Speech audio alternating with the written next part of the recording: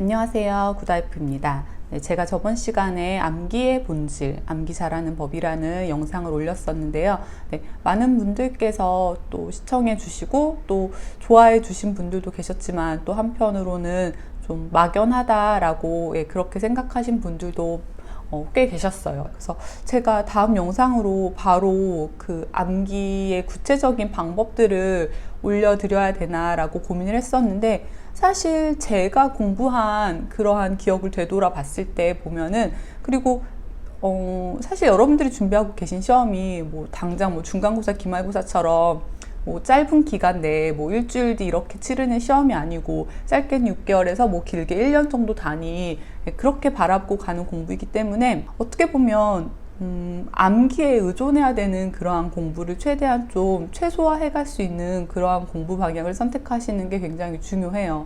그래서 오늘은 제가 저번 시간에 말씀드린 그러한 최대한 이해를 통해 암기 부담을 최소화하는 것, 그리고 지난 영상에서는 제가 이제 표를 이용하는 방법을 굉장히 많이 활용했다고 말씀을 드렸는데, 그냥 간략하게 뭐 OX, 인정, 부정례 이 정도로만 언급을 하고 지나갔는데, 오늘은 표를 활용해서 어떻게 자기만의 암기 방법을 만들 수 있는지, 그러한 부분을 하나의 예를 가지고 좀 설명을 드려볼까 해요. 그래서 저 같은 경우는 실제로 뭔가 공부하면서 암기해야 되겠다고 생각이 드는 내용이 나왔을 때, 그것을 어떻게 장기 기억으로 가져가기 위해서 노력을 하고 구체화를 시키는지, 그 부분을 한번 엿보실 수 있는 기회도 되고, 또 본인의 공부 방법, 암기 방법과 비교도 해보시고, 혹시 몰랐던 부분이 있다면, 또 좋다고 생각되는 부분이 있다면 그것을 차용해 보실 수 있는 기회가 될 수 있을 거라는 생각이 들어요. 그러면은 지금부터 한번 제가 어떻게 표를 활용해서 암기 방법을 구체화시켜 나가는지 잘 따라와 주시기 바랍니다. 사실 제가 오늘 여러분들께 설명해 드릴 이 표는 예전에 만들어 둔 표예요. 미리 그냥 표로 한번 정리해 두면은 나중에 이제 질문 받고 했을 때 좀 더 쉽게 답변을 드릴 수 있을 것 같다는 생각이 들어서 미리 표로 정리를 해두었거든요.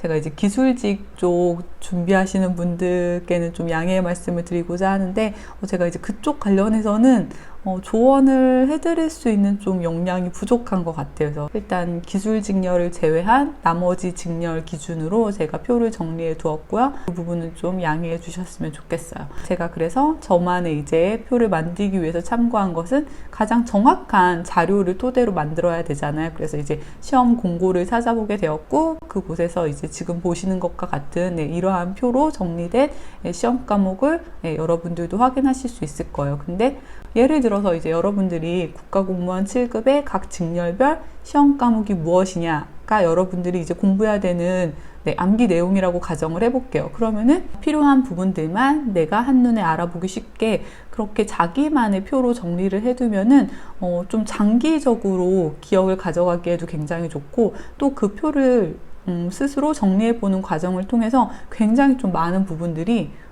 이미 장기 기억으로 넘어가게 되는 것 같아요. 그리고 설령 좀 잊어버리게 되더라도 나중에 좀 긴 시간이 지나가지고 다시 그 해당 범위를 공부하게 되었을 때, 처음 공부할 때와는 달리 굉장히 좀 짧은 시간 투자만으로도 굉장히 좀 많은 양의 내용이 금방 머릿속에 다시 떠오르게 되는 것을 경험하실 수 있어요. 그래서 저는 꼭 여러분들이 좀 중요하게 암기를 해주셔야 되는 그러한 내용들 같은 경우에는 저처럼 표라든지 그러한 여러 가지 방법들을 통해서 꼭 자기만의 정리 과정을 거치시는 게 굉장히 좀 암기를 잘할 수 있는 비법 아닌 비법이라고 생각합니다.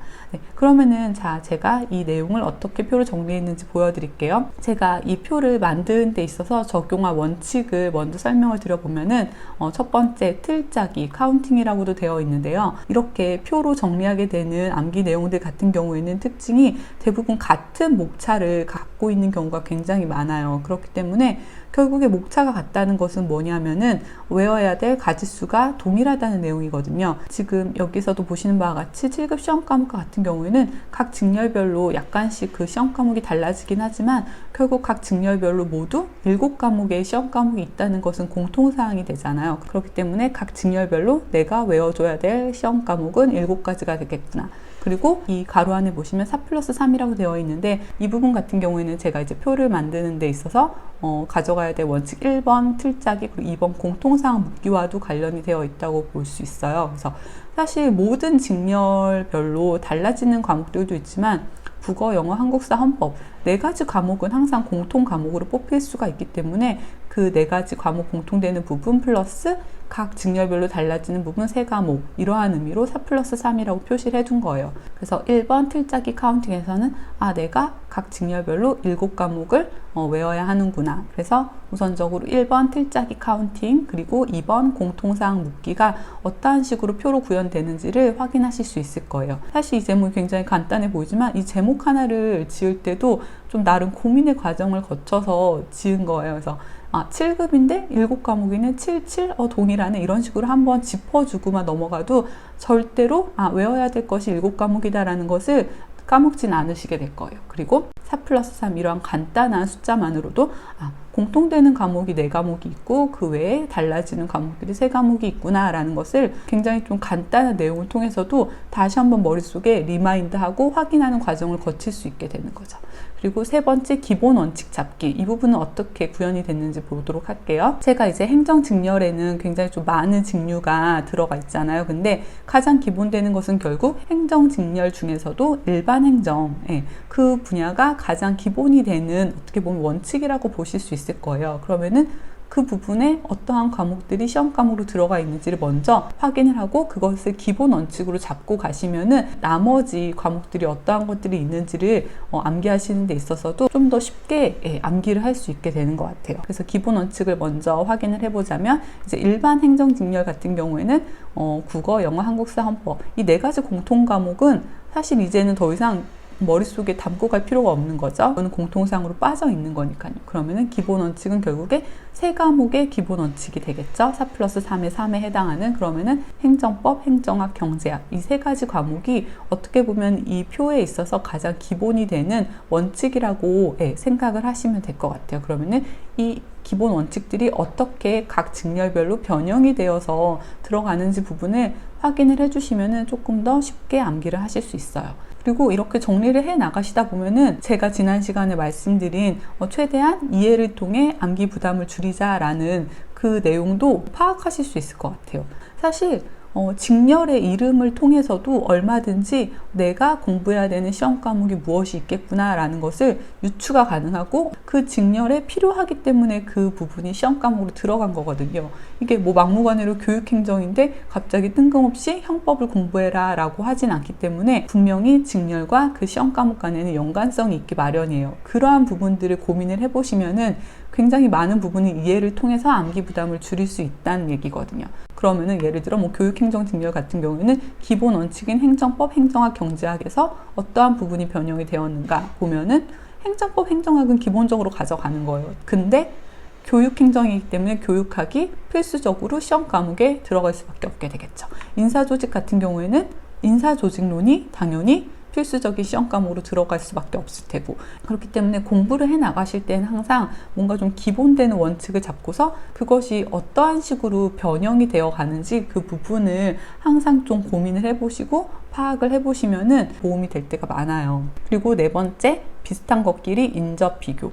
이것은 제가 이제 정리해 놓은 표만 보셔도 아마도 금세 눈치채실 수 있으실 것 같은데, 제가 최대한 비슷한 내용의 과목들끼리 묶어 놓은 것을 확인하실 수 있어요. 지금 일반 직렬과 교육행정 같은 경우 행정법, 행정학은 동일한데 경제학과 교육학 부분만 달라지기 때문에 인접해서 놓고, 그 다음에 회계 직렬과 세무 직렬 같은 경우 회계학과 경제학이 공통 과목으로 들어가 있는데 다만 달라지는 부분은 회계 직렬 같은 경우에는 행정법을, 근데 세무 직렬 같은 경우에는 행정법이 아닌 세법이 시험 과목으로 들어가 있다는 것, 이러한 부분을 인접해 가지고 비교할 수 있게 그렇게 표를 정리해 두시면은 암기를 할 때에도 좀 더 쉽게 암기를 하실 수 있고, 그리고 실제 문제로 출제가 되었을 때 대부분 출제자 입장에서는 좀 비슷한 것들을 서로 꼬아서 내는 경우가 굉장히 많아요. 그래서 그러한 실수 포인트, 함정 포인트들을 쉽게 캐치할 수 있는 장점이 있거든요. 그래서 제가 비슷한 것끼리 인접 비교하라 라는 4번째 원칙을 말씀드리는 거고요.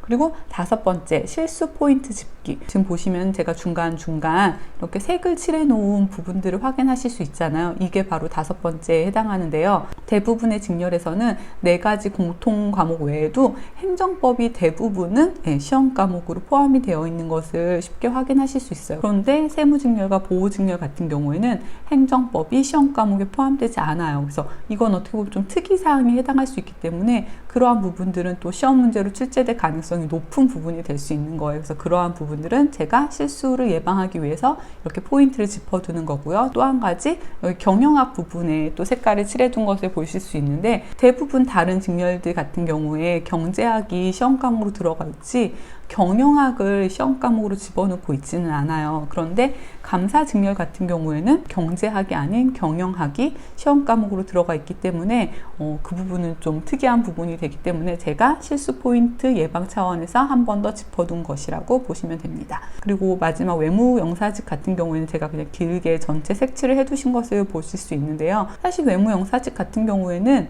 단독으로 뽑아서 외우시는 게 좀 더 쉽게 와닿을 수 있는 직렬이라서 제가 이렇게 표시를 해두었어요. 외무 영사직이라고 하면은 기본적으로 이거는 국제적인 그러한 관계를 다루는 직렬이 되겠구나. 그러면 국제법, 국제정치학 당연하겠네 라고 쉽게 수긍이 갈 수 있는 내용이잖아요. 그렇기 때문에 이러한 경우에는 일반 원칙과 딱히 겹치는 부분도 없기 때문에 굳이 그러한 비교 과정을 거치는 것보다는 단독으로 뽑아서 외워주시는 게 조금 더 암기 측면에 있어서 유리하다고 생각이 들었어요. 그래서 따로 뽑아가지고 외무영사직은 4가지 공통과목 외에 국제법, 국제정치학이 시험 과목으로 들어가 있고, 그리고 특이하게 6가지 외국어 중에 하나를 선택해서 시험 과목으로 하고 있구나 라는 부분을 확인하실 수 있어요. 이렇게 5가지 원칙을 가지고서 본인이 암기해야 될 내용을 자기만의 방법으로 정리를 해두시면은 한번 정리하는 과정을 통해서 굉장히 많은 부분이 이미 자기 것으로 소화가 될 수 있고, 그리고 나중에 긴 시간이 지나서 다시 공부를 하시게 될 때에도 굉장히 짧은 시간 투자만으로도 금방 예전의 기억을 떠올릴 수 있게 된다는 것, 그것을 잊지 않으셨으면 좋겠습니다. 오늘 영상은 여기서 마치도록 할게요. 오늘 영상 마음에 드셨으면 좋아요 부탁드리고요. 구독도 함께 부탁드리겠습니다. 감사합니다.